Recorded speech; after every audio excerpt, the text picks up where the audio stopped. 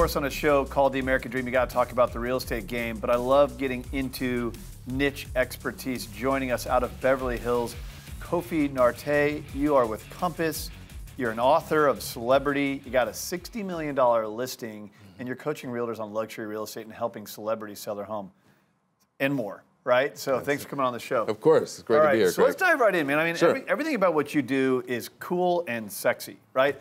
Working with celebrities, luxury real estate, it's something that I think entertains just about everybody, right. And it's obviously your profession and your business. So talk about that, working in the luxury real estate market out of Beverly Hills. How is it? Well, first, it's cool and sexy on the surface. Yeah, right? yeah. Like cool, calm, and collected, like the duck on water. But we're pedaling every single day, working with not only celebrity clients, but high net worth individuals, high expectations. We're working with their gatekeepers, the business managers, the wealth managers. And when people operate and function at that level, their expectations of service are also elevated. Sure. So we have to be able to step up and step into that seamlessly. Okay, so explain how you do step up, because selling a median price home is probably a different approach than your recent $60 million listing. How do you step up?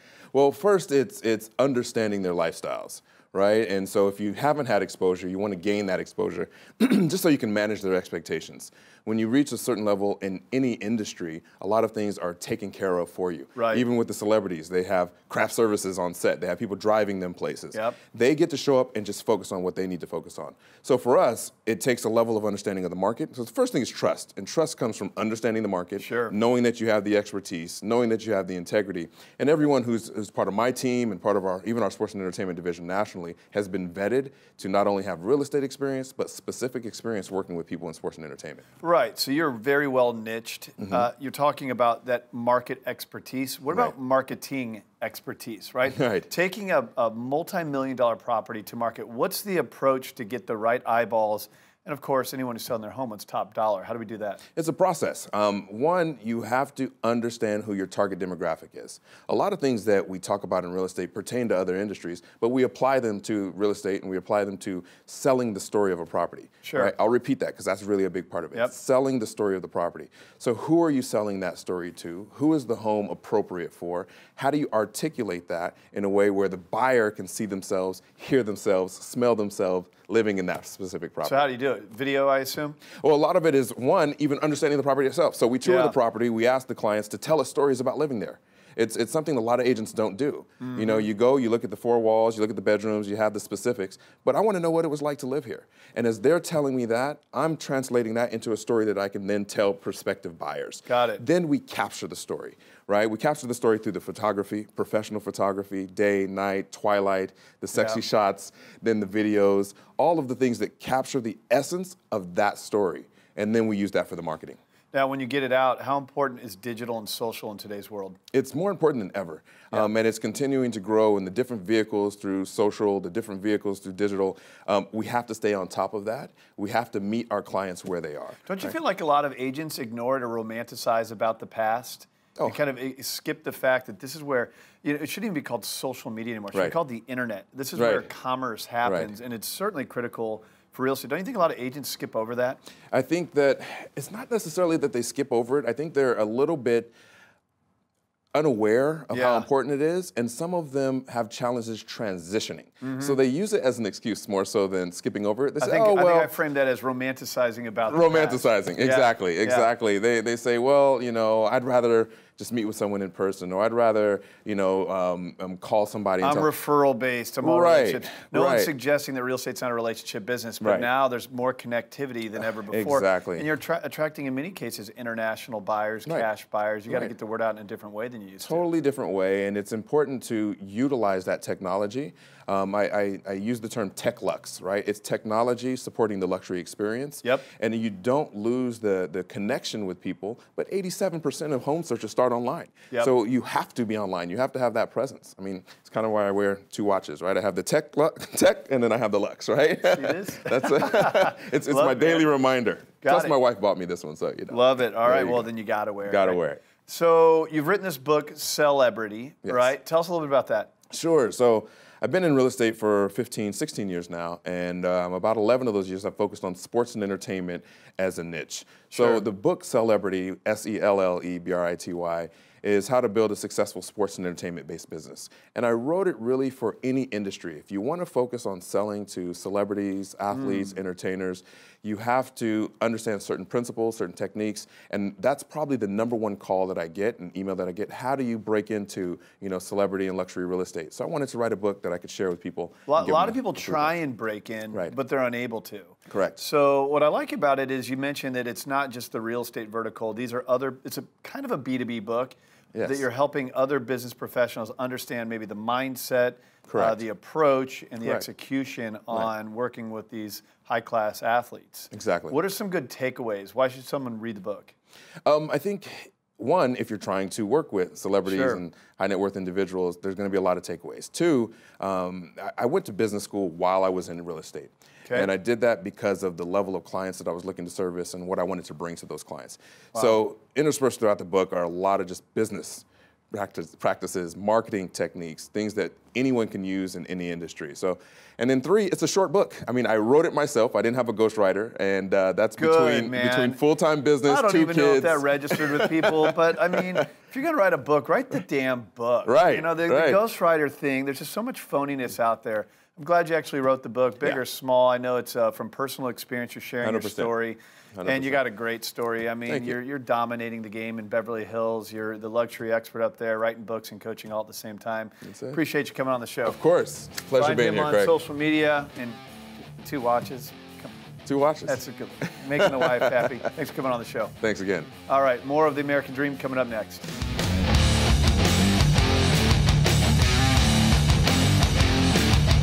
The American Dream is now spanning across 23 cities. Real estate, a big topic of conversation. Well, it's one thing to find your dream home. It's another thing to finance your dream home. Dave Savage, who is a mortgage guru, the CEO of Mortgage Coach, looked up to by many in the industry, joins us on the show. Dave, good to have you on. It's great to be on the show, Craig. Always love having great conversations with you. Yeah, so let's talk about the mortgage side of things. Seems like the industry is in a bit of chaos and disruption right now. From your point of view, what do you think? I don't know. I mean, it depends. The best of the best are still killing it. We just had in the news that Zillow bought a mortgage company. I mean, at the end of the day, for the best local mortgage professionals, it's an opportunity. I mean, they, giving great advice, helping families make the best decisions. It's as good as ever, and the best of the best are thriving. I have to get you to comment on that, the Zillow and the Amazon thing. I just saw that as well. What do you think that's going to do to the marketplace? I mean, everything that makes mortgages faster, more efficient, creates a modern experience for the family, I think it's great. Yeah. I mean, for mortgage professionals that aren't embracing technology, they're not using mobile apps to help families make better decisions, it puts pressure on them to do so. But I think anything that's good for the family, good for the consumer, takes time out of the equation, ultimately is good for everybody. I think in those states of chaos, there's opportunity to gain market share. You can't really gain market share if you're not a great marketer. Explain how the world has moved digitally, socially, as it pertains to the mortgage industry. Well, I mean, you're a great example of that, of how you have built this show that helps local mortgage professionals become the digital mayor in the markets that they serve, how you're helping them connect with agents, realtors that are serious about education and serious about communication in their local markets. So, I mean, I just think your show itself is a leading example of how to show leadership, because at the end of the day, it's all about communication. What does a family want when they get a home or a mortgage? They want communication. Be straight with me, be candid with me. What do agents work with, the loan officers they work with? They want good communication. So I think it's great. Yeah, I appreciate the shout out there, Dave. And I want to go a little bit deeper. Full disclosure to our audience, in every city that we launch the American Dream, we isolate one elite expert in the mortgage space to be the voice for that marketplace. So it could be talking about loan product, interest rates, information that consumers or realtors should know. Dave has facilitated many of the introductions to who we've chosen to be that exclusive expert. Dave, why have you chosen those specific people, the Ryan Kiefers, the Kelly Zitlows, the Rick Scherers, the Andy Tuttles? I mean, these are some of the best in the business, but why did you think they'd be a good fit out of those cities? Well, I mean, Mortgage Coach was founded on this belief that the best mortgage professional is the best teacher. someone that's an educator that leads with advice and education. And so, every time you're coming into a city, I look at who are the best mortgage coaches, because those are loan officers that believe that, they don't want to talk about rates and fees with families. They want to talk about hopes and dreams. What are your hopes and dreams around building wealth with real estate? And then let me help you get a mortgage decision that aligns around those hopes and dreams. So, it's really easy. With the amazing community that we built up, I pick the loan officers that are having the most hopes and dreams conversations, using technology to help families understand how to achieve their hopes and dreams with mortgage decisions. It's a layup, Craig. It's just the perfect partnership. Dave, so with this industry moving as quickly as it is, not just this industry, but every industry with technology and the digital age that we're in, what do you think our conversation looks like in a year from now? Boy, that's a great question. Yeah. Well, I do not believe technology will eliminate loan officers or realtors, but I do believe that loan officers and realtors who master technology to deliver a high-touch, high-tech experience will absolutely take out the loan officers that don't. So I think that'll just become more obvious and evident a year from now. 2-3 years from now, it's going to be glaringly obvious. And what advice would you give to anybody who is buying a home or refinancing a home? So B2C, give us some consumer advice here. Yeah, so at the end of the day, when you're buying a home, you need options. Anybody that's just providing hey, here's the loan, you should do it, that's someone who's selling a rate and a payment and a product. So get options. Those should be delivered so that there's graphs and charts. And if you're consuming it from a mobile device, you've got it out. You can look at your options. We call it a total cost analysis, but I think every family that gets, whether you're going from renting to owning, whether you're moving up, whether you're picking between FHA and conventional, get a total cost analysis and work with a loan officer that does that. Dave Savage is the guru in the mortgage space. Always great having you on The American Dream. Thank you, Dave, for coming on the show. It's always an honor, Craig. It's good to talk with you, buddy. All right, more of The American Dream coming up next.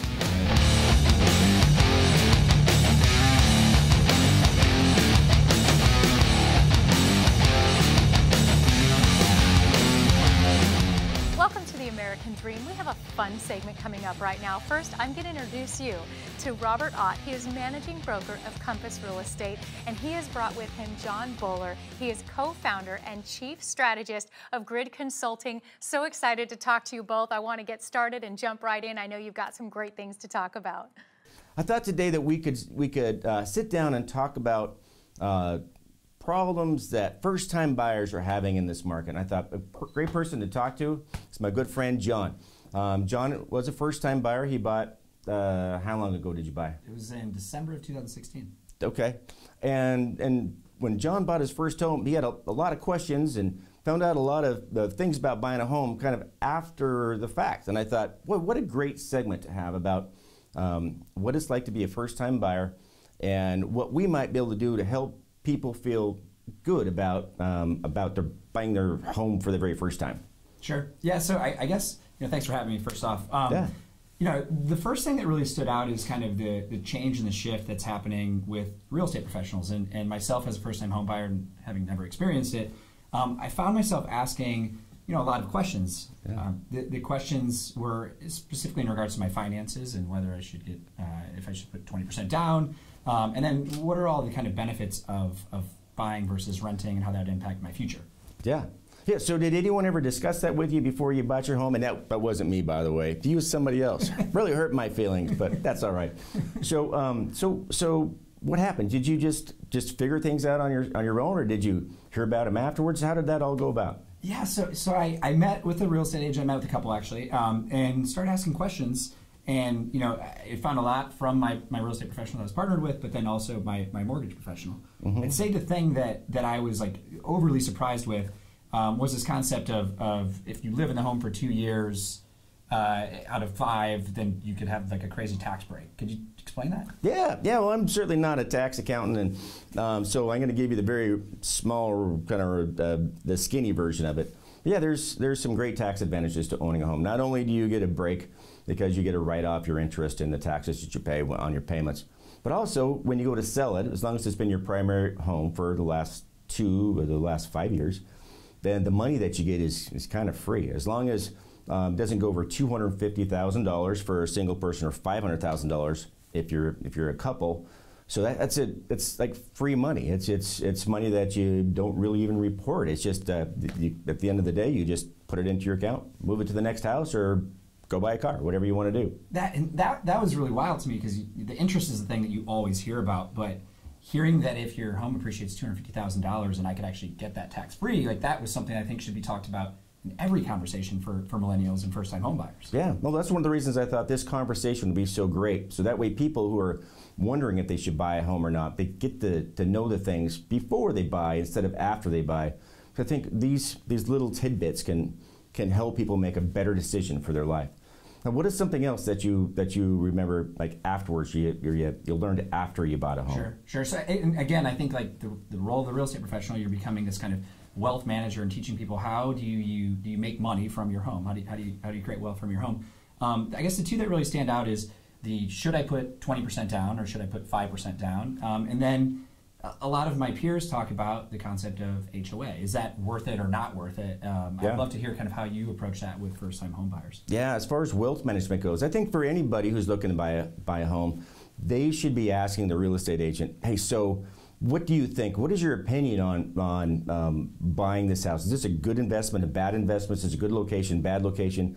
But also, should I be putting a lot of money down, or should I be putting a little bit of money down? And everyone thinks, hey, just put down a lot of money, it's easier. But there could be ways you can make money off of the money you're going to put as a down payment. There's other ways to make money off that. So it's not always just about getting the lowest payment. Sometimes it's about getting the highest return. Sure. Right? So it'd be good for your real estate agent to talk to you about that beforehand. A lot of people think you have to have 20% down. Let's see, there's 3.5% down programs, 3% down programs, 0% down programs that I think anyone could take advantage of, as long as you fit the right criteria. So there's an insurance, if you don't put 20% down, there's an insurance that you ultimately are responsible for. Yeah, there's what we call mortgage insurance, and I think maybe that's a big, broad category that maybe we should have a lender on to talk about that someday, because it all depends on your loan program and how much you put down and everything else. Sure. Yeah. That was a great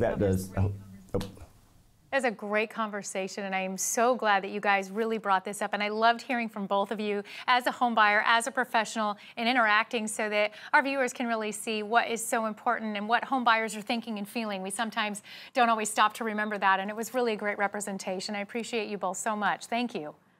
Oh, awesome. Thank you so much. Really appreciate your time. Thanks for having us on. Yeah, thank you so much.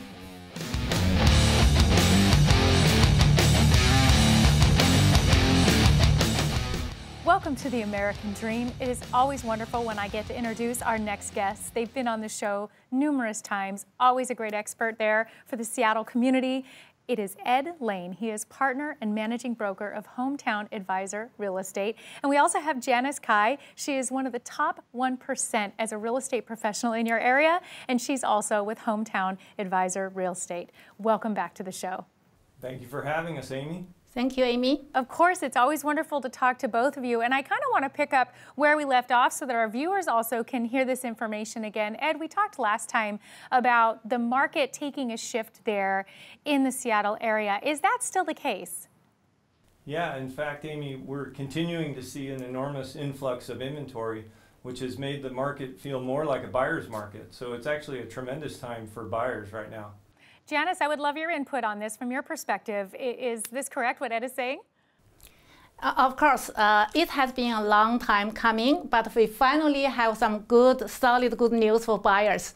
Inventory is rising. That means buyers have more choices. So for buyers, in some cases, you might be able to negotiate terms with sellers and put some contingencies. Even the interest rate has been rising, but it's still in an attractively low level. When Fed stops buying bonds in October, money would cost more. So we do have a period of time right now while inventory is high and the interest rate is low. So for buyers, instead of waiting and wondering, it's really a great time to buy. So there's been a lot of stories about buyers that have paid over the asking price. Ed, does this mean that that's no longer the case? Yeah, it's I wouldn't say it's a thing of the past yet, but we are in a transitional market. So there will be clients of ours that are in a neighborhood or a particular price point where it's still quite competitive. But overall, the buyers are actually enjoying more leverage on their side, which gives them the opportunity to get a better chance at winning a property and still enjoy our first-class service along the way. That's right. We specialize in getting people priority access to homes and helping them to get a great deal on that property. Add to that our expert negotiations and our VIP buyer system, and that helps us give you more winning combination. We have hundreds of buyers buy homes every year, and many of them are off market. We are good at that. That's fantastic. You guys are always just top professionals in your market. And I know right now, if you want to help a buyer, you happen to have a great listing that could be a perfect fit. Why don't you share that with us? Actually, it's a great, gorgeous luxury resale button home in the most desired neighborhood in Sammamish.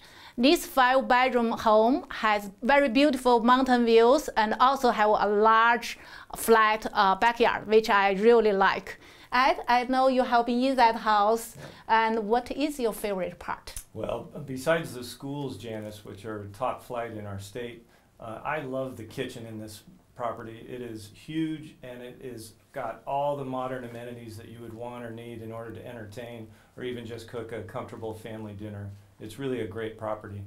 For more information and the details for that property, or you want to do a private tour, contact us at our website, seattletopproperties.com. It sounds amazing, and I love that you guys come on and share your great insight and information on the market, as well as these wonderful properties that you have. I hope our viewers reach out so they can go see that one right away and also plan their next home buying or selling with you guys and see what is the best strategy for them. Thank you both for being a part of the show. Thank you, Amy. You have a great day. Thank you. Make sure and follow us on social media. You can engage in the conversation with us at AmericanDreamNetwork.tv. We are here to empower your American dream, and we'll be right back with more.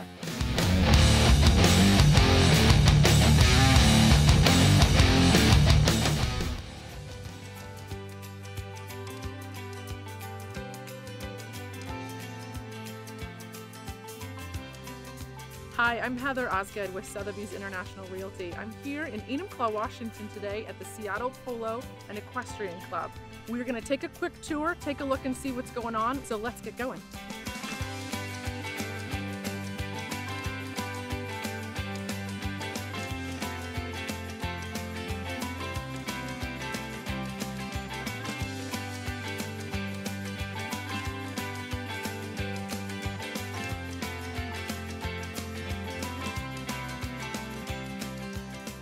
So I'm here today with Cameron Smith, who is the owner of the Seattle Polo and Equestrian Club, and we're in Enumclaw, and it's gorgeous. So would you mind telling me a little bit about the process and how you found the property and then what you put into it? Sure. I was actually, my parents had a little farm up north in Camano Island and was keeping my horses there during the summer, but I didn't have a place to ride or play, and I started having more horses than would fit on theirs, and so I was looking for a little piece of property where I could kind of keep my horses and maybe put a little stick and ball field in. And I found this foreclosed equestrian center. It had been vacant for a couple years, and I came out and looked at it one day in the spring. It was a beautiful day, and Mount Rainier was in the background, and I overlooked this cow pasture with a bunch of cows in it, and I stood on the edge of this pasture, and I said, oh my gosh, this would be an incredible place to watch a polo game.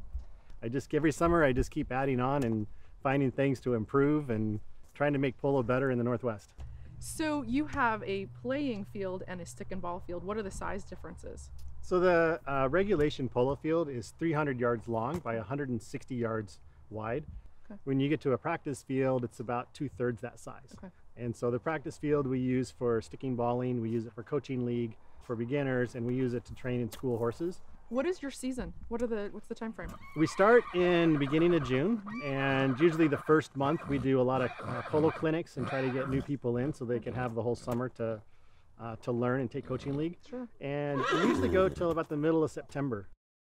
And then I think I saw on your website you have other trainers in the facility as well. Yep, we have an equestrian center which operates year-round. We have 2 trainers that work out of the equestrian center. One does eventing, and one is a hunter jumper. So they use the indoor arena, the outdoor arena.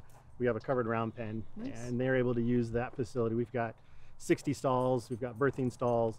So I know that you do the Seattle Polo Party. So part of building a polo club in an area where there's no polo is trying to bring people into the sport and get exposure to the sport. And it started as a tournament where we called it the Seattle Cup. And we did that for 3 years. And the third year we did it, we had 6 teams come. We did the tournament over 3 days. And we had like 600 people, come and show up. This year we're expecting well over 1,000. We've grown the VIP area. We do a women's hat parade at halftime. Always part with of a divot stomp. Yeah. And so it's pretty amazing to see guys dress up in seersucker suits and derby hats, and the women are all in sundresses and hats, and everybody's just enjoying themselves and having a great time. This year we're bringing an international team in. We're basically creating a Seattle polo team with the 4 best players in the state of Washington. Okay. And those 4 players are going to take on an international team with players from Haiti, South Africa, Argentina, and Nigeria. Oh my gosh. Well, I sure appreciate your time. Thank you so much. And it's a pleasure meeting you. Thank you, and enjoy the facility. Thank you. Appreciate it. All right, well, we had a great afternoon today out here at the Seattle Polo and Equestrian Club. Great fun getting to know the people involved. As you know, I specialize in acreage and equestrian properties, farm and ranch, throughout the Seattle area and down into Portland. But we'll bring you another feature of another great horse property, so look forward to seeing you again soon.